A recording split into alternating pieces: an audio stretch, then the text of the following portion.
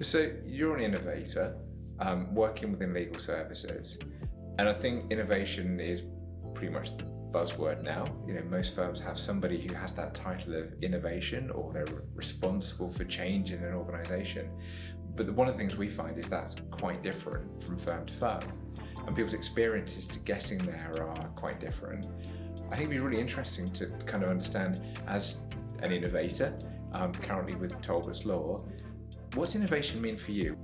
No, absolutely. I think, one of my roles is definitely looking outwards into the market, looking at different trends, technology, talking to different people, collaborating with law firms as well. I think, in today's world, there are no kind of secrets between law firms. I think it's become really open, and I think for me it's looking at the strategic advantage that we can bring to Talbot's Law. So looking at our strategic goals, in particular our objectives of where we want to be, and it's looking at how we can bring new innovations, new ways of working, new practices to the law firm, not only to deliver the best user experience for our lawyers today, but also to drive and deliver exceptional value to our customers.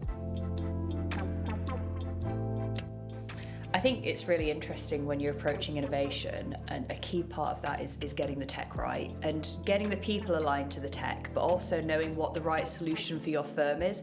So not just from a technical perspective, but in terms of the culture, in terms of the existing things you already have in place in that ecosystem. And so it's really trying to get all those pieces together to form a really pointed strategy. And I think you've been on an interesting journey in that regard, and it'd be really interesting to hear a bit more around that.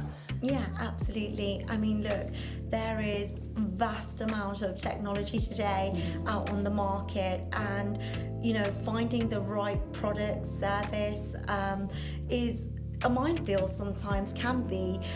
So for us in particular, we want to make sure that we're making the right decision with the investment that's involved in selecting a system. So from our perspective, we have definitely invested in various resources, and one of that resource that we've actually gone to market to source a supplier selection piece is a consultant. I think it's been absolutely critical to the journey, and having that expert advice supporting and guiding us through the process. I think that's overlooked.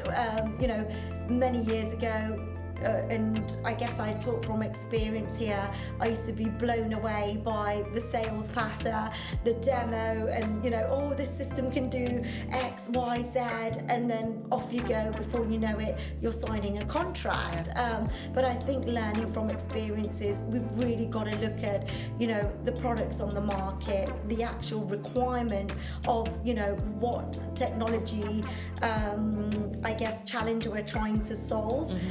So I think, again, having that expert consultant involved in that journey really does pay off from an investment perspective. We're, looking at a product that's going to give us longevity, fit into our ecosystem, is going to also, deal with a list of criteria that the business might not ultimately think of. They're going to bring in a lot more advice and guidance, from compliance to infrastructure to the product that we're looking at, the comparisons against other products, the financials as well.